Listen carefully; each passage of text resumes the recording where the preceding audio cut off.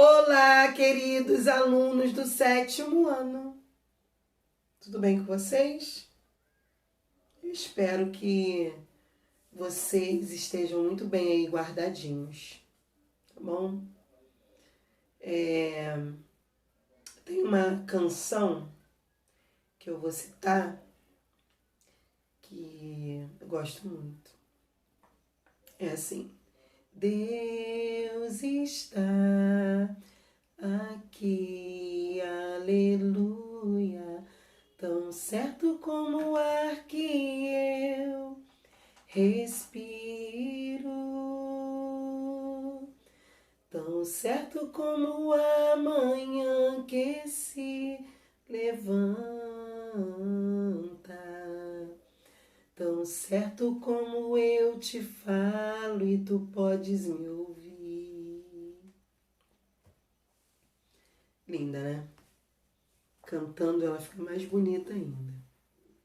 Mas é isso aí, Deus está conosco, tá, gente?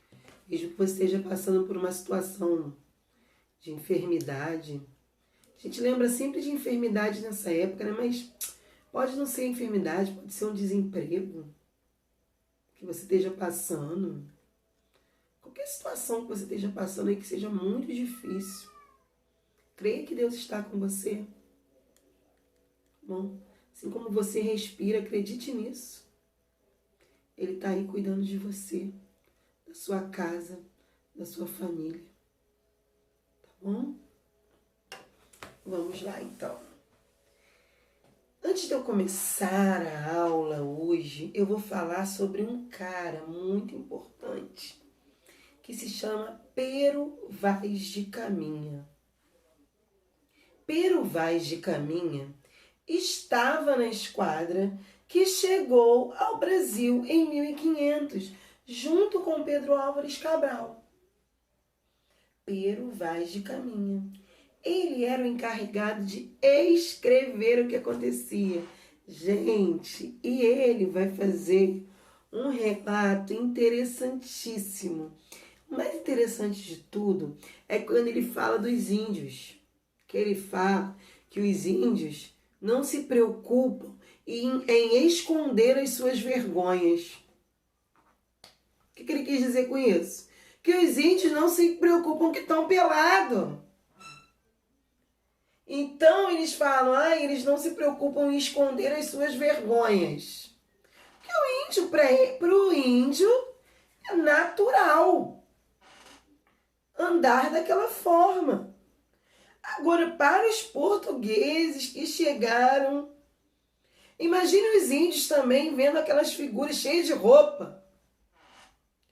Por isso que fala-se que os índios, a princípio, acharam que os portugueses eram deuses. Que com aquele monte de roupa, montado a cavalo, porque os portugueses já chegam trazendo cavalo. Detalhe, você vai falar assim, cavalo, professora, não existiam cavalos no Brasil. Que louco! Parece algo tão natural. Não tinha. Veio com os portugueses. E aí eles já aparecem andando montados naquele cavalo.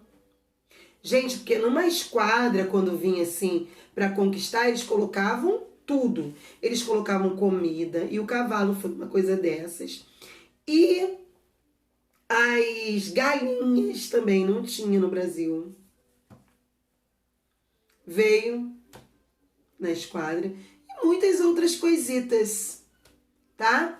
Vieram nessa esquadra. Então Pero Vaz de Caminha fica impressionado como que os índios podem andar pelados e não ter vergonha. Eles não têm vergonha. Não cobrem as suas vergonhas. Que é isso? É isso aí. Bom, então nesse primeiro contato, né, é o que esse capítulo 6 vai falar. Que os portugueses não tinham essa preocupação, aliás, nenhuma preocupação. Os portugueses nessa época tinham Eles invadiram mesmo, dominaram mesmo, gostou, gostou, não gostou, lamento. Mas o livro vem tratando dessa primeira administração, desse primeiro momento administrativo, tá? E o que ocorreu, que nós vamos estar vendo, ou que está vendo não, que nós vamos estar fazendo exercícios sobre. Vamos então fazer os exercícios? Bora lá? Bem, exercício tá aqui, ó. Folhinha, capítulo 6, né? Aula 9 de História. Número 1. Observe o mapa a seguir e faça o que se pede. Eu tenho aí para vocês o mapa das capitanias hereditárias. Aí vem assim: sobre o sistema de capitanias hereditárias, marque um X na sentença incorreta. Tu vai marcar X e vai corrigir ela. Só tem uma incorreta aí. Você vai descobrir qual é, marcar X e corrigir. Primeira questão. O capitão donatário, entre outras coisas, deveria doar sesmarias e fundar vilas. Isso é correto? É verdadeiro ou não é? A resistência dos indígenas e a falta de recursos foram fatores que contribuíram para o fracasso das capitanias. Essa questão está certa ou não? Os capitães donatários, quando não quisessem mais administrar suas capitanias, poderiam vendê-las ou doá-las sem pedir autorização do rei. Tá certo ou tá errada? As duas capitanias que mais progrediram foram Pernambuco e São Vicente. Certo ou errado? O sistema de capitanias foi implantado pelos portugueses para tentar garantir a ocupação do território. Está certo ou está errado? Você vai ver qual é que está errada e vai corrigir. Só uma está errada, só uma. Número 2. Após a instalação do governo geral, as decisões sobre a vida cotidiana dos colonos cabiam às câmaras municipais, responsáveis pelo governo das vilas e cidades, e somente os chamados homens bons podiam ser eleitos vereadores. Bom, você vai encontrar essas respostas na página 106. Letra A. Quais eram as funções das câmaras municipais? E letra B. Quais eram os chamados homens bons citados no enunciado? Número 3. Observem os itens a seguir e elaborem um texto sobre as características da Vila de São Paulo. Essa questão, se você não encontrar no livro, você vai pesquisar. Eu prefiro, para ficar mais completo, que vocês pesquisem esses temas. Tá bom? Ó, agricultura para o consumo. O texto tem que ter isso. Cultivo do trigo. Trabalho escravo indígena. Gêneros agrícolas não se destinam à exportação. E escravos africanos caros. O seu texto tem que ter essas palavras. Inserir no texto de vocês. Número 4. Assinale V para as sentenças verdadeiras e F para as falsas. Você vai encontrar nas páginas 107 essas respostas. Letra A. No início do século XVII, os moradores da Vila de São Paulo dedicavam-se principalmente à agricultura, para o consumo local e a criação de animais. B. O trabalho era quase todo executado pelos próprios colonos, já que havia pouquíssimos escravos africanos. Você vai botar se é verdadeiro ou falso. C. Os colonos não tinham recursos para comprar escravos africanos e não lucravam com a produção agrícola, o que era destinado apenas para o seu próprio consumo. D. A solução que os paulistas encontraram para resolver o problema da falta de mão de obra foi investir no comércio de escravos africanos. As expedições organizadas por paulistas, chamadas de bandeiras, tinham como um de seus objetivos o apressamento de índios. Número 5. Então, número 4, só marcar verdadeiro ou falso. 5. Complete as lacunas com as palavras a seguir. Eu tenho derrama, quinto, captação e casa de fundição. Vamos lá? O principal imposto sobre a extração do ouro era ou seja, 20% de metal encontrado pelos mineradores pertencia à coroa. E para evitar o contrabando, foram implantados as criadas entre 1717 e 1719, que derretiam e retiravam os 20% do ouro como forma de pagamento do quinto. Além desse imposto, o governo português, entre 1735 e 1750, instituiu o sistema que previa a cobrança de imposto equivalente a 17 gramas de ouro por cada escravo que o senhor possuísse. Para pressionar os mineiros e a pagar impostos, a coroa instituiu ou seja, a cobrança dos impostos atrasados. Ela estabelecia que a população completasse a cota de ouro com seus próprios recursos, caso a meta não fosse atingida. Número 6.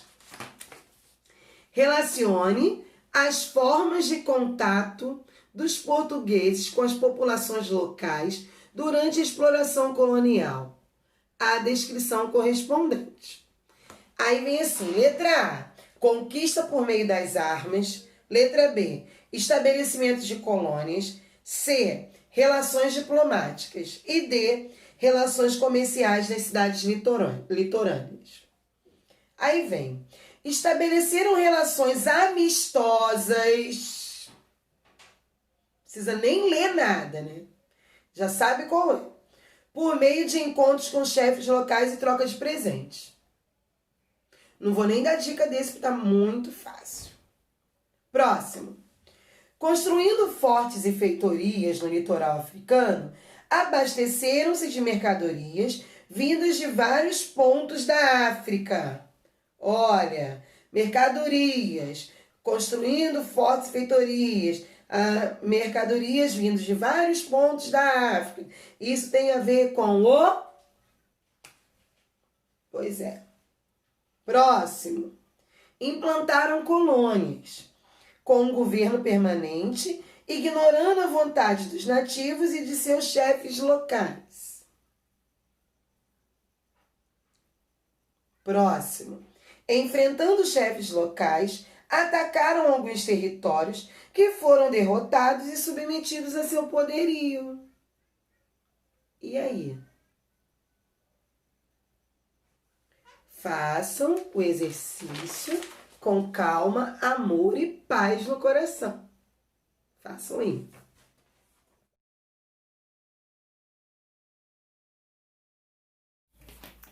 Vamos corrigir os nossos exercícios, conferir se vocês fizeram aí, ó, tudo bonitinho. Vamos lá?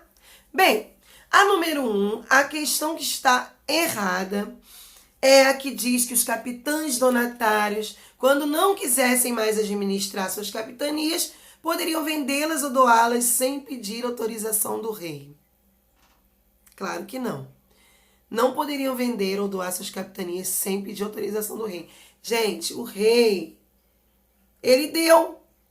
E ele mandava em tudo. Lembra disso que eu falei? Então, amores, não pode vender sem falar com o rei. Tem que comunicar ao rei, tá? E mesmo assim, ainda depende da dele dizer sim, que na maioria das vezes ele escolheria para quem vender. Bom? Número 2. Após a instalação do governo geral, as decisões sobre a vida cotidiana dos colonos cabiam às câmaras municipais, responsáveis pelo governo das vilas e cidades. E somente os chamados homens bons poderiam ser eleitos vereadores. Letra A. Quais eram as funções das câmaras municipais? Aí vem, ó. Aqui eu coloquei alguma, ó. Regulamentar as edificações das cidades e a limpeza das ruas. Fixar penas para os que faltassem às procissões. Era sério. Controlar pesos e medidas dos produtos feitos pelos artesãos. E determinar a prisão dos acusados de perturbar a ordem. Letra B. Quem eram os chamados homens bons? Eram portugueses ou seus descendentes que tinham terras e escravos. Eram chamados homens bons. Bem, na número 3, eu pedi para vocês elaborarem um texto sobre a Vila de São Paulo. Na realidade, eu pedi para vocês fazerem uma pesquisa. Mas eu coloquei aqui algumas informações que não podem faltar no texto de vocês. O texto de vocês pode estar maior do que o meu. Mas essas informações não podem faltar nele, tá? Ó, no início do século XVII, os moradores da Vila de São Paulo dedicavam-se principalmente à agricultura, para o consumo local e a criação de animais. Os paulistas cultivavam trigo, principal produto, cana, milho, algodão, feijão e mandioca. O trabalho era quase todo executado por escravos indígenas, já que haviam pouquíssimos escravos africanos. Como os gêneros agrícolas que produziam não se destinavam à exportação. Os colonos não tinham recursos para comprar escravos africanos, que eram relativamente caros, tá? Eu não sei se eu falei com vocês, mas o preço de um escravo era mais ou menos o preço de um carro popular hoje em dia, tá? Um carro popular zero, né? Aí eu fiz a minha pesquisa aqui, um Celta zero, um Celta, que costuma ser um dos carros mais em conta, tá no valor de 31 mil, tá? É um carro popular, então o valor de um Celta hoje zero, 31 mil, isso seria o valor de um escravo naquela época, tá bom? Número 4, era para marcar verdadeiro ou falso. E vamos lá. As falsas são: a letra B, o trabalho era quase todo executado pelos próprios colonos, já que havia pouquíssimos escravos africanos. Claro que não. A base da mão de obra era africana. Então, tinham muitos escravos africanos. Tá bom? Voltando aqui nos escravos, mão de obra africana, e eu falei do preço do escravo, pensa o seguinte: o colono, você vai falar assim, poxa, um escravo era muito caro, né? 30 mil. Mas vamos lá, diferente de um carro, se eu comprar um carro hoje zero, eu fico uns 3 anos sem fazer a manutenção nesse carro, só pagando documento, né? Porque IPVA todo ano, né? Os encargos de se comprar um carro zero, que você paga um monte de coisa, paga emplacamento, paga não sei o que, paga aquela coisa toda. Mas você tem uma durabilidade de uns 3 anos, de um carro sem manutenção. Depois de 3 anos, depois de 3 anos você começa a fazer manutenção nesse carro. Agora pensa num escravo. Um escravo, ele trabalha para você. Você não faz nada, ele trabalha. O trabalho pesado é ele que faz. E você dá uma muda de roupa Não tem esses sacos que usamos para fazer pano de prato? Ou pano de chão, no meu caso aqui, esse é pano de limpeza, né? Ou pano de limpeza, não tem? Então, esses sacos, esse aqui ainda é um dos melhorzinhos, né? Que você tem uns que são mais furrequinhos, né? Esses sacos eram o que eles utilizavam, que é tipo isso aqui, é o algodão cru. Eles utilizavam para fazer roupa de escravos. Tem um desse tipo, que é o chamado algodão cru mesmo, que ele é mais amarelado. Era muito usado para fazer as roupas dos escravos, porque era barato. Então você comprava, o escravo usava aquilo ali até acabar. Até acabar mesmo. Ah, professora, ele não trocava? Não. Ele trabalhava o dia todo no sol e ficava com a mesma roupa. Dificilmente, gente, tomava-se banho. Tomava-se banho nos rios e voltava a botar aquela roupa ali e vambora. E geralmente era tudo, os escravos era tudo muito coletivo, né? A moradia, porque as senzalas eram assim. Gente, era uma vida difícil, muito difícil. A dos escravos. Bom, a outra falsa é a solução que os paulistas encontraram para resolver o problema da falta de mão de obra foi investir no comércio de escravos africanos. Não, foi utilizada a mão de obra indígena. Tá bom? Bem, número 5, eu pedi para completar as lacunas com derrama, quinto, captação e casa de fundição. Tá aí, ó. O principal imposto sobre a extração do ouro era o quinto, ou seja, 20% do metal encontrado pelos mineradores pertencia à coroa.